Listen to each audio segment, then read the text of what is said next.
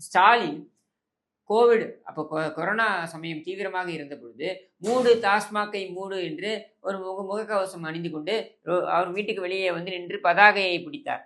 இப்படி பதாகையை பிடித்து விட்டு மூடு டாஸ்மாகை மூடு என்று சொன்னதோடு அல்லாமல் நான் வந்தால் வந்து இதை மதுவிலக்கை கொண்டு வருவேன் என்கிற உத்தரவாதத்தை வந்து 2016 கொடுத்து ஆட்சிக்கு வந்த உடனேயே இவர் செய்த முதல் வேலை இந்த பாட்டிலுக்கு 10 என்பதனை கரூர் கேங்குக்கு கொடுத்து அதிலிருந்து தங்களுக்கு எவ்வளவு செல்வம் கொழிக்க முடியுமோ பணம் கொழிக்க முடியுமோ அதை செய்வதுதான்.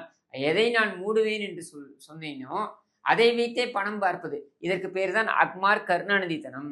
அந்த கருணாநிதித்தனத்தை தான் இப்பொழுது ஸ்டாலின் அரங்கேற்றி இருக்கிறார். இங்கே சுரண்டி மக்களிடமிருந்து சுரண்டப்பட்ட பணம். ஆனால் இவர்கள் என்ன செய்வார்கள் அப்படின்றதை இப்பவே நான் சொல்லிடுறேன். இவரிடம் மீடியா இருக்கின்ற காரணத்தினால் இவர்கள் அனுதாபத்தை ஏற்படுத்த முயல்வார்கள்.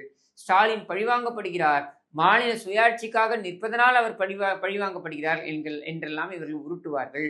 ஆனால் உண்மை என்னவென்றால் இவர்கள் மதுபானத்தில் திருடி இருக்கிறார்கள், மக்களுடைய வாழ்க்கையுடன் விளையாடி இருக்கிறார்கள்.